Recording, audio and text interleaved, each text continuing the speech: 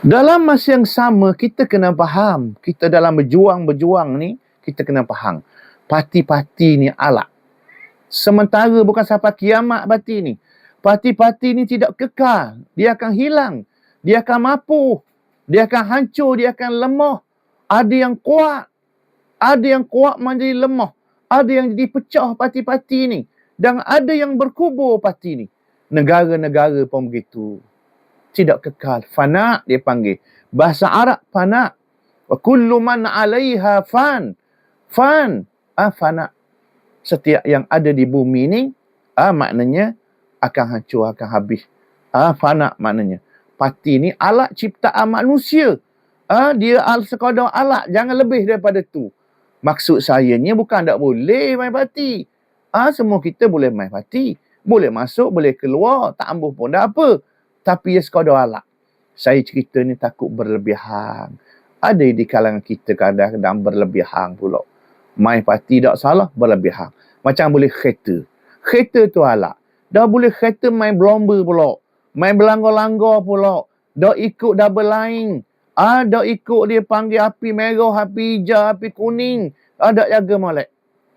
Ada jaga molek. Boleh berlanggar. Sengaja langgar. Ini maknanya. Jadi main parti gitu juga. Macam main bola juga ada kad kuning, ada kad merah, ada peraturan dia. Maka main molek.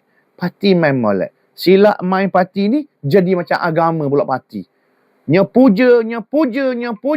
Seolah-olah parti jadi agama, tak salah parti. Awam mewajibkan orang masuk. Tak wajib. Pergi buat hukum pula. Fatwa wajib pula masuk parti dia. Lepas tu parti dia seolah-olah betul, tidak ada salah. Beritahu. Orang yang jadi Tok Guru kena beritahu.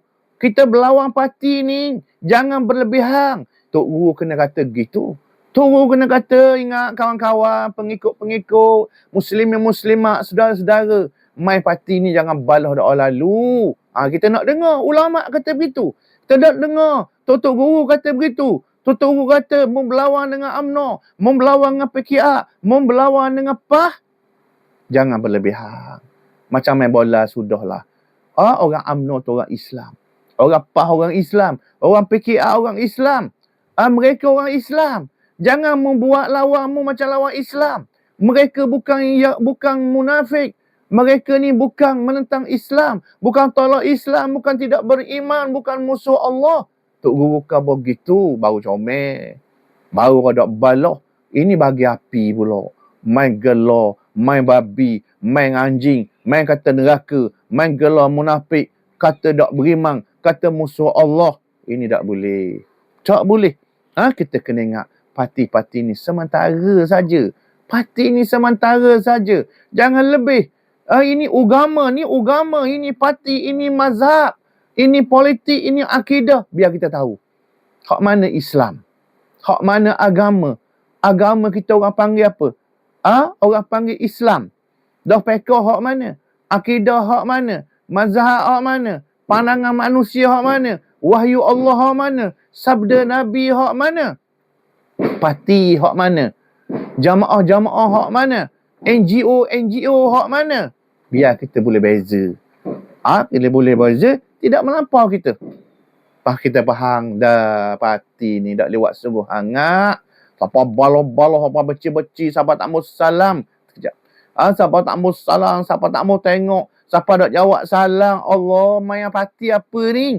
Main parti apa yang dak lalu sangat ni? Sederhana sudahlah. Main parti macam agama, siapa jadi balah ni, siapa jadi beci, siapa main gelar ni. Biar boleh pahala. Main mazhab boleh pahala. Main politik boleh pahala. Main parti biar boleh pahala. Berkawan boleh pahala. Ukhuwah boleh pahala. Ceramah biar boleh pahala. Dakwah biar boleh pahala. Lagu mana dakwah boleh pahala? Lagu mana ceramah boleh pahala? Lagu mana ceramah jadi dosa? Lagu mana main parti boleh pahala? Lagu mana main parti boleh dosa, boleh masuk neraka? Itu kita kena faham. Ini maknanya. Okey.